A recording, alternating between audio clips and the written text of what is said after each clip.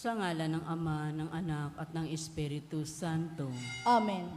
Ang anghel ng Panginoon ay nagbalita kay Santa Maria. At siya'y naglihilalang ng Espiritu Santo. Aba, Ginoong Maria, napupuno ka ng grasya.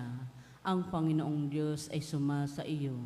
Bukod kang pinagpala sa babaeng lahat, at pinagpala naman ang iyong anak na si Jesus. Santa Maria, Ina ng Diyos, ipanalangin mo kaming makasalanan, ngayon at kung kami mamamatay. Amen. Narito ang alipin ng Panginoon. Maganap nawa sa akin ang ayon sa wika mo. Aba, Ginoong Maria, napupuno ka ng grasya. Ang Panginoong Diyos ay sumasa iyo. Bukod kang pinagpala sa babaeng lahat, at pinagpala naman ang iyong anak na si Jesus. Santa Maria, Ina ng Diyos, ipanalangin mo kaming makasalanan, ngayon at kung kami mamamatay. Amen. At ang salita ay nagkatawang tao. At nakipamuhay sa atin. Aba, Ginoong Maria, napupuno ka ng grasya. Ang Panginoong Diyos ay sumasa iyo. Bukod kang pinagpala sa babaeng lahat, at pinagpala naman ang iyong anak na si Jesus. Santa Maria, Ina ng Diyos, ipanalangin mo kaming makasalanan, ngayon at kung kami mamamatay. Amen. Ipanalangin mo kami, O Santa na Ina ng Diyos. Nang kami maging dapat makinabang sa mga pangako ni Kristo. Manalangin tayo.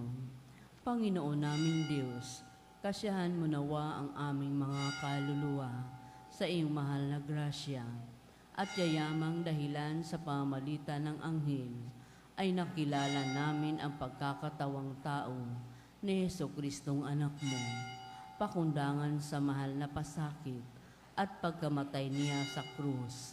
Papakinabangin mo kami ng kanyang pagkabuhay na magmuli sa kadakilaan sa langit, sa pamagitan ni Jesucristong aming Panginoon. Amen. Luwalhati sa Ama, at sa Anak, at sa Espiritu Santo. Kapara ng unang-una, ngayon at magpakailanman, magpas sa walang hanggan. Amen. Sa ngalan ng Ama, ng Anak, at ng Espiritu Santo. Amen. Isama rin po natin sa ating panalangin ang kaluluwa ni Richel Moreno.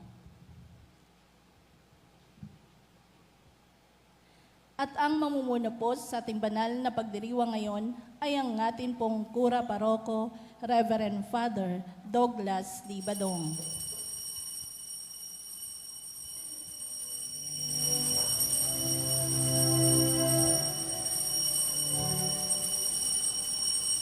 Pagmamahal sa Panginoon ay simula ng karunungan. Ang kaniyang kapurihay manatili magpakailanman. Purihin ang Panginoon siya'y ating pasalamatan sa pagsasama at pagtitipon ng kaniyang mga anak. Pagmamahal sa Panginoon ay simula ng karunungan. Ang kaniyang kapurihay manatili magpakailanman.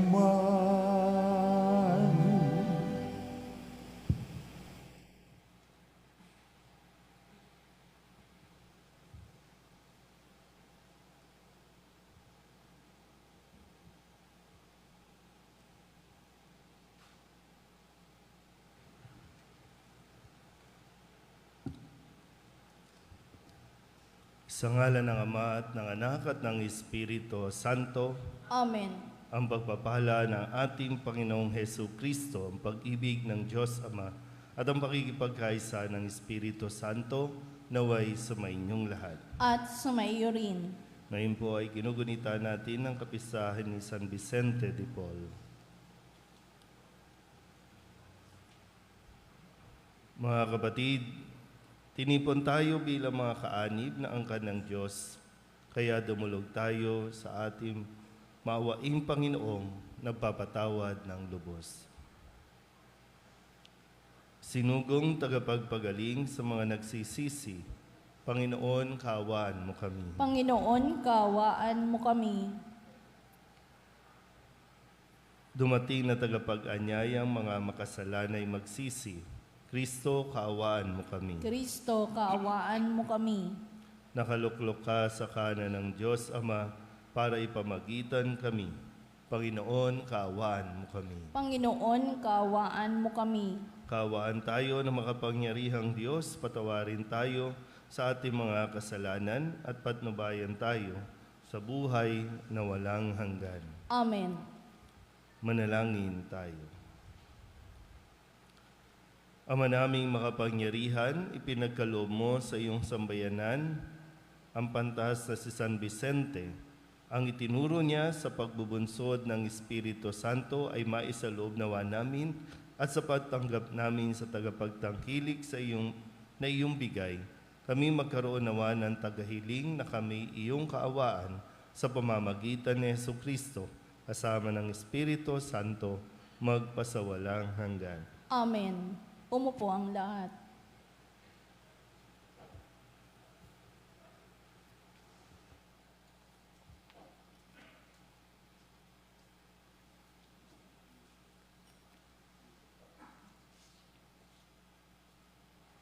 Pagbasa mula sa aklat ng mga ngaral.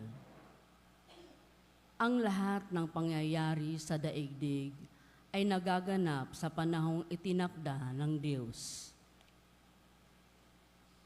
Sa panahon ng pagsilang at panahon ng pagkamatay, ang panahon ng pagtatanim at panahon ng pagbunot ng tanim, ang panahon ng pagpatay at panahon ng pagpapagaling, ang panahon ng pagiba at panahon ng pagtatayo, ang panahon ng pagluha at panahon ng pagtawa, ang panahon ng pagluluksa at panahon ng pagdiriwang, ang panahon ng pagkakalat ng mga bato at panahon ng pagtitipon sa mga ito, ang panahon ng pagyayakap at panahon ng paglalayo, ang panahon ng paghahanap at panahon ng pagkawala niyon, ang panahon ng pag-iingat sa isang bagay at panahon ng pagtatapon, ang panahon ng pagpunit at panahon ng pagtahi, ang panahon ng pagtahimik at panahon ng pagsasalita, ang panahon ng pagmamahal at panahon ng pagkapuot, ang panahon ng digmaan at panahon ng kapayapaan. Ano ang mapapala ng tao sa kanyang ginagawa?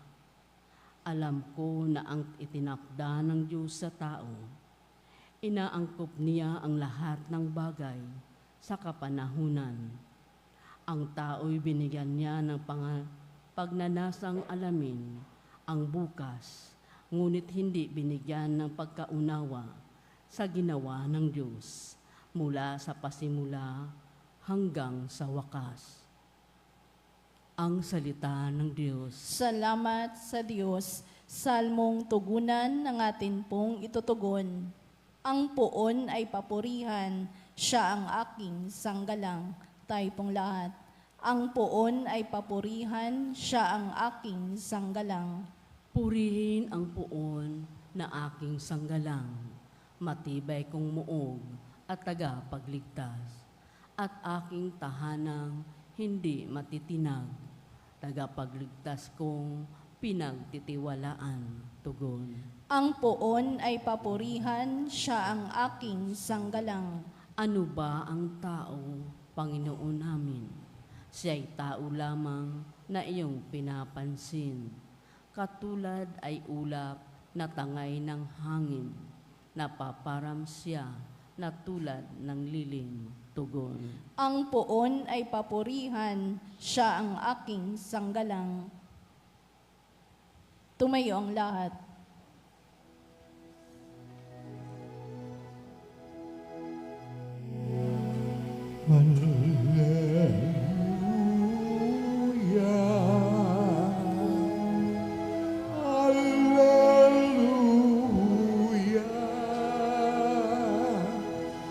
Hallelujah, hallelujah,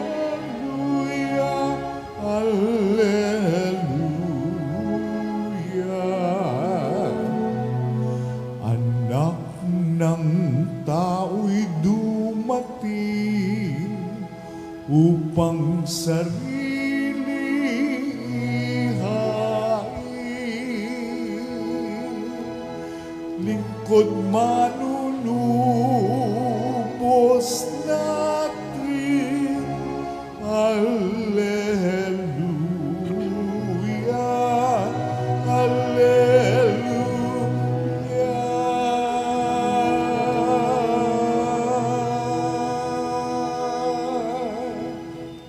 Sumainyo ang Panginoon. At sumaiyo rin. Ang mabuting balita ng Panginoon ayon kay San Lucas. Papuri sa iyo, Panginoon. Isang araw, samantalang nananalangin mag-isa sa Jesus, lumapit sa kanya ang kanyang mga alagad. Tinanong niya sila, "Sino raw ako ayon sa mga tao?" Sumagot sila, "Ang sabi po ng ilan ay si Juan Bautista kayo. Sabi naman ng iba, si Elias kayo. At may nagsasabi pang nabuhay ang isa sa mga propeta noong una. Kayo naman, ano ang sabi ninyo?" Tanong niya sa kanila, "Ang Mesiyas ng Diyos," sagot ni Pedro. Itinagubili ni Jesus sa kanyang mga alagad na wag na nilang sasabihin ito kanino man. At sinabi pa niya sa kanila, "Ang anak ng tao'y dapat magbata ng maraming hirap. Itatakwil siya ng matatanda ng bayan, ng mga punong saserdote at ng mga iskriba. Ipapapatay nila siya, ngunit sa ikatlong araw ay muling mabubuhay." Ang mabuting balita ng Panginoon. Pinupuri ka namin, Panginoong Jesucristo. Umupo ang lahat. Isang magandang umaga po sa inyong lahat. Ngayon po ay Biyernes ng ika-25 linggo sa karaniwang panahon at ating pong ginugunita ang kapisahan ni San Vicente de Paul, isang pari. Sa ating pong ebanghelyo, muli pinapaalala sa atin ang kahalagahan ng pagkilala sa isa't isa. Bago po magpatuloy ng kanilang misyon, si Jesus kasama ang mga alagad, sila ay huminto muna at nagtanong si Jesus kung sino siya ayon sa mga sinasabi ng mga tao. At pagkatapos niyan ay kanyang tinanong ang kanyang mismo mga alagad kung sino siya para sa kanila. Sila na mga nakakasama niya na ng matagal-tagal na panahon, nakakausap, nakakasamang matulog, nakakasamang kumain, nakakasama sa paglalakbay. Sa lahat ng ginagawa ni Jesus, kanya itong ipinakita at ipinakilala kung ano yung mga dapat na matutunan ng mga alagad tungkol sa kanya. Kaya ngayon, yung puntong ito ay tinatanong niya na kung sino siya ayon sa kanila mismong karanasan. At patapos na maipahayag na siya ang Mesiyas, kanya na muling ipinagpatuloy kung ano ang dapat na asahan ng mga alagad. Hindi magiging madali dahil ang sabi nga dito, ang anak ng tao ay dapat na magbata ng maraming hirap.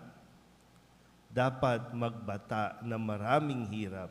So yung necessary na kailangan niyang maranasan, hindi kailangan iwasan, hindi kailangan baguhin, dahil ito ang nakatakda, ito ang dapat na maranasan niya bago ang kaluwalhatian.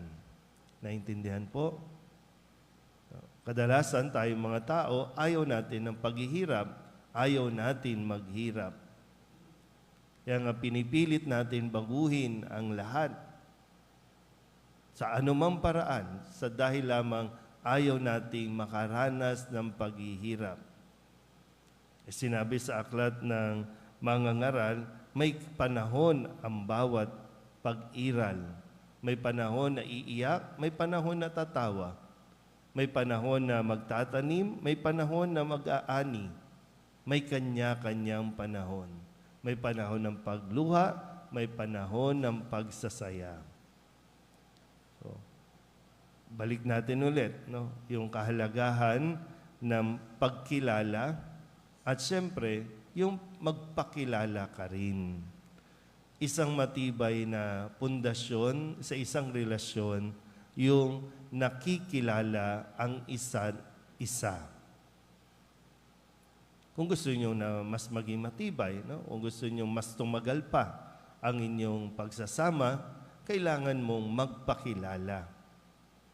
At minsan may mga bagay na hindi mo na kinakailangan sabihin dahil nga nakikita mo ito, naririnig mo ito dahil babad ka doon sa taong nakikilala mo. Yung pag sinabing babad, no? Yung babad ka, ibig sabihin, naglalaan ka ng oras, nagbibigay ka ng panahon. Ngayon, parang pag tinatanong mo, no? Ngayon ba magkakilala pa ang pamilya? Gaano kakilala ng mga magulang ang kanilang mga anak? At gaano din kakilala ng mga anak ang kanilang mga magulang? Dahil ngayon, lahat abala. Lahat ay talagang puspusan ang kanilang mga gawain o kung ano man. Kung hindi man nagtatrabaho, ang mas pinaglalaanan ng panahon ay yung mga gadget, pamamasyal, ay hindi na nag-uusap, hindi na nga nagkakasamang kumain, hindi na nakikita, para na lang tayo mga bed spacer. Kaya kapag mayroong mga issue, kapag mayroong mga pangyayari, nahihirapan tayong manindigan o ipagtanggol ang isa dahil lamang hindi talaga natin lubusang nakikilala. Kaya kung anong nasasabi ng ibang tao, maganda man o pangit, madali tayong ma-impluwensyahan. Kung makikilala mo lang ang isang tao, paninindigan mo yan. Gaya ng kung paano tayong pinaninindigan ng Diyos hanggang sa kahuli-hulihan at handa pa rin niya tayong panindigan sa harapan ng Kanyang Ama. Dahil kilala tayo ng Diyos, kasama tayo lagi ng Diyos sa anumang panahon, sa pagluluksaman o sa pagsasaya, sa kagutuman man o sa kaginhawahan, kasama tayo ng Diyos. Amen?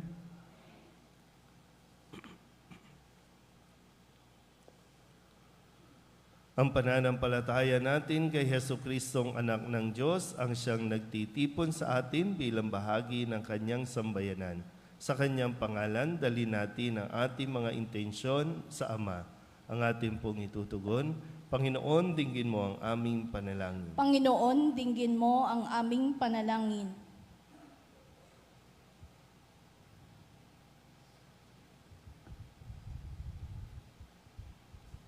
Ang simbahan naway mapanatili ng Santo Papa at ng mga obispo sa pananampalataya ni San Pedro. Manalangin tayo sa Panginoon. Panginoon, dinggin mo ang aming panalangin. Ang ating mga ibinutong opisyal ng gobyerno naway igalang ang karapatan sa buhay ng mga hindi pa ipinanganak, ng mga matatanda at ng mga may kapansanan. Manalangin tayo sa Panginoon. Panginoon, dinggin mo ang aming panalangin. Ang mga pari at relihiyoso naway maging tapat sa kanilang tungkulin sa Diyos at sa sambayan ng kanilang sinumpaang paglingkuran. Manalangin tayo sa Panginoon. Panginoon, dinggin mo ang aming panalangin. Ang mga may sakit naway mapalakas at magpatuloy sa kanilang pananampalataya. Manalangin tayo sa Panginoon. Panginoon, dinggin mo ang aming panalangin. Yaong mga nauna na sa atin, na lisanin ang mundong ito, naway magkamit ng kasiyahan ng bagong buhay sa presensya ng Diyos. Manalangin tayo sa Panginoon. Panginoon, dinggin mo ang aming panalangin. Upang mamayani ang kapayapaan sa Ukraine, sa Holy Land, sa buong mundo, at ipag-adya nawa ang sangkatauhan sa karahasan, kasakiman, at pang-aabuso ng kapangyarihan na nagdudulot ng paghihirap at kamatayan sa marami.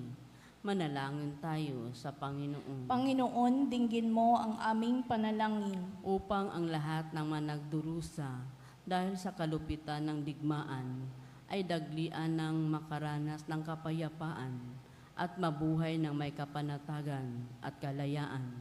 Manalangin tayo sa Panginoon. Panginoon, dinggin mo ang aming panalangin. Idulog din natin sa Panginoon ang ating mga personal na kahilingan at mga panalangin para sa ating mga pamilya, kasama din ang mga kahilingan ng mga nanonood sa online. Lahat ng mga misang pasasalamat, special na intensyon, agarang paggaling ng mga may sakit, at ang lahat ng mga kaluluwa na inihiling na ipagdasal sa misang ito.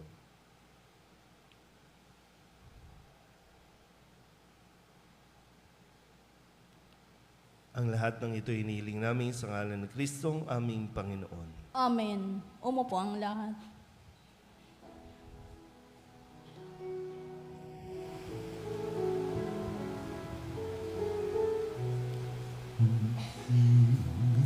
mo ang awit ko, lahat ng ito'y nagmula sa iyo, muling ihahandog sa iyo, buong puso kong inaalay sa iyo. O Diyos, o Panginoon, lahat ay biyayang aming inampon, aming buhay at kakayahan. Ito'y para lamang sa iyong kalwalhatian.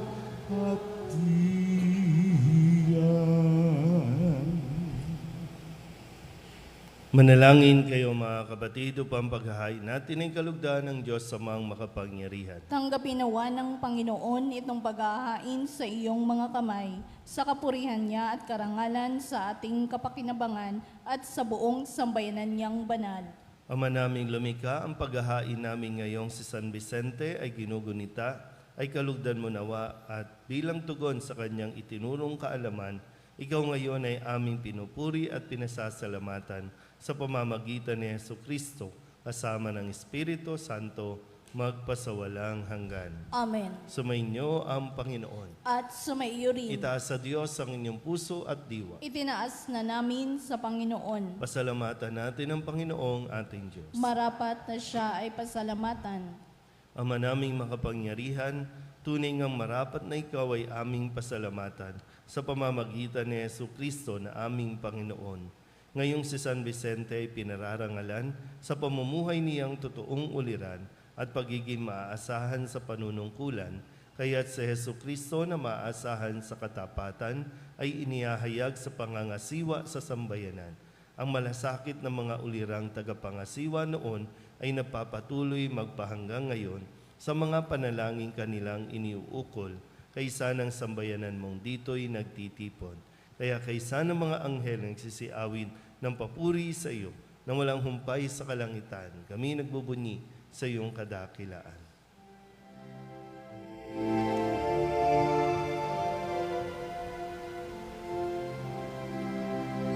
Santo, Santo, Santo, Panginoong Diyos makapangyarihan, napupuno ang langit at lupa ng kalwalhatian mo.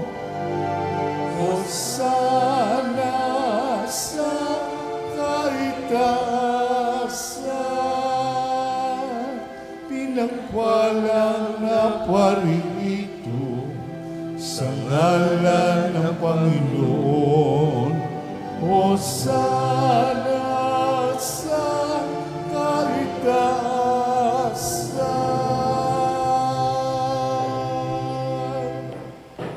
Ama naming banal, ikaw ang bukal ng tanang kabanalan. Kaya't sa pamamagitan ng iyong Espiritu, gawin mong banal ang kaloob na ito upang para sa aming maging katawan at dugo ng aming Panginoong Hesu Kristo. Bago niya pinagtiis ang kusang loob na maging handog, inawakan niya ang tinapay, inasalamatan kaniya, pinaghati-hati niya iyon, iniabot sa kanyang mga alagad at sinabi, Tanggapin ninyong lahat ito at kanin, ito ang aking katawan na ihahandog para sa inyo.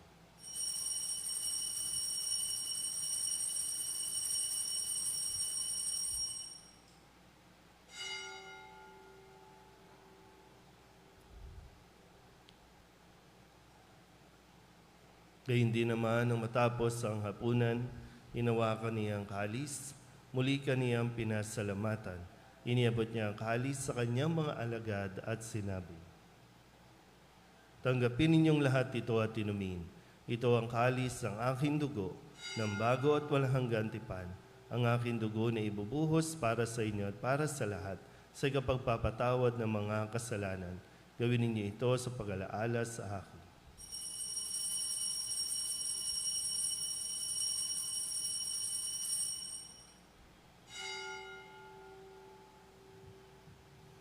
Ipagbunyi natin ang misteryo ng pananampalataya. Si Kristo'y namatay, si Kristo'y nabuhay, si Kristo'y babalik sa wakas ng panahon. Ama, ginagawa namin ngayon ang pag-alaala sa pagkamatay at muling pagkabuhay ng iyong anak. Kaya tiniaalay namin sa iyo ang tinapay na nagbibigay buhay at ang kalis na nagkakaloob ng kaligtasan. Kami nagpapasalamat dahil kami iyong minarapat na tumayo sa harap mo para maglingkod sa iyo. Isinasamo namin kami magsasalo-salo sa katawan at dugo ni Kristo ay mabuklod sa pagkakaisa sa pamamagitan ng Espiritu Santo. Ama, lingapin mo ang iyong simbahang laganap sa buong daigdig. Puspusin mo kami sa pag-ibig kay San Francisco na aming Papa at ni Jose na aming Obispo at ng Tanang Kaparian. Alalahanin mo sina Gian, Mariano at Richel na tinawag mo mula sa daigdig na ito. Nung sila'y binyagan, sila'y nakaisa ni Kristo sa pagkamatay. Ngayong sila'y pumanaw, naway makaisa sila ni Kristo sa pagkabuhay. Alalahanin mo rin ang mga kapatid naming nahimlay na may pag-asang sila'y muling mabubuhay, hindi ng lahat ng mga pumanaw. Kawaan mo sila at patuloyin sa iyong kaliwanagan. Kawaan mo at pagintapating kaming lahat na makasalo sa iyong buhay na walang wakas. Kaysa ng mahal na Birhen Maria na ina ng Diyos, ng kabiyak ng puso niyang si San Jose. Kaysa ng mga apostol at ng lahat ng mga banal na namuhay dito sa daigdig ng kalugod-lugod sa iyo, may pagdiwang nawa namin ng pagpupuri sa ikararangal mo sa pamamagitan ng iyong anak na aming Panginoong Hesu Kristo. Sa pamamagitan ni Kristo, kasama niya at sa Kanya, ang lahat ng parangal at papuri ay sa iyo, Diyos amang makapangyarihan, kasama ng Espiritu Santo, magpasawalang hanggan. Amen. Amen. Amen.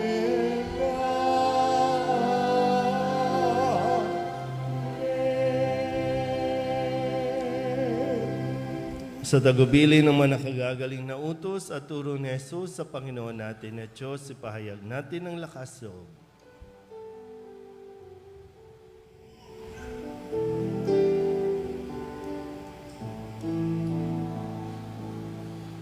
Ama namin, sumasalangit ka, sambahin ang ngalan mo, mapasa amin ang kaharian mo, sundin ang loob mo, dito sa lupa para lang sa langit. Bigyan mo po kami ngayon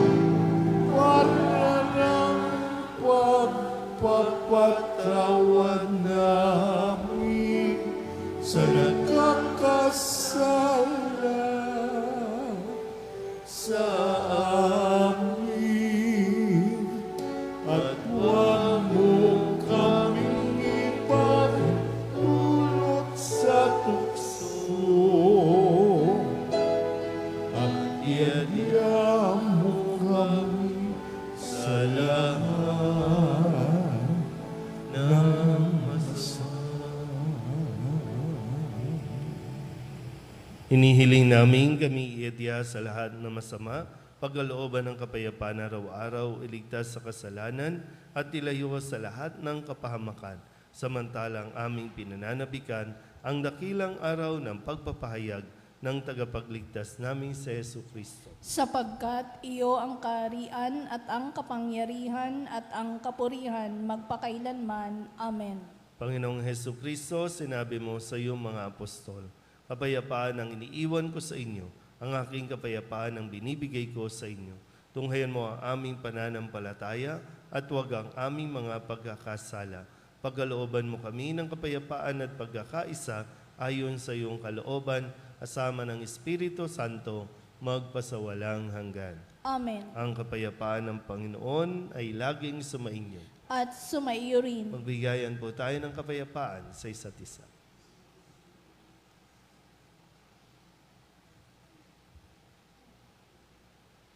Kordero ng Diyos na nag-aalis na mga kasalanan ng sanlibutan, maawa ka sa amin. Kordero ng Diyos na nag-aalis na mga kasalanan ng sanlibutan, maawa ka sa amin. Kordero ng Diyos na nag-aalis na mga kasalanan ng sanlibutan, ipagkaloob mo sa amin ang kapayapaan. Ito ang kordero ng Diyos. Ito ang nag-aalis sa kasalanan ng sanlibutan. Mapalad ang mga inaanyayahan sa kanyang piging. Panginoon, hindi ako karapat-dapat na magpatuloy sa iyo, ngunit sa isang salita mo lamang ay gagaling na ako.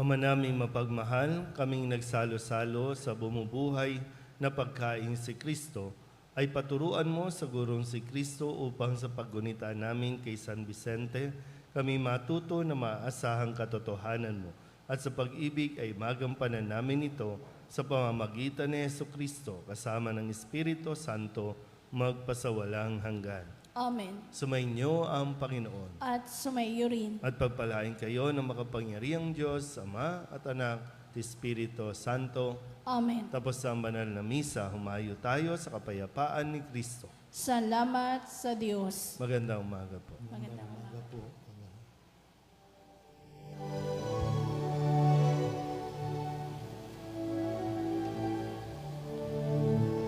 Walang sinumanang nabubuhay para sa sarili lamang. Walang sinumanang namamatay para sa sarili lamang. Tayong lahat ay may pananagutan sa isa't isa.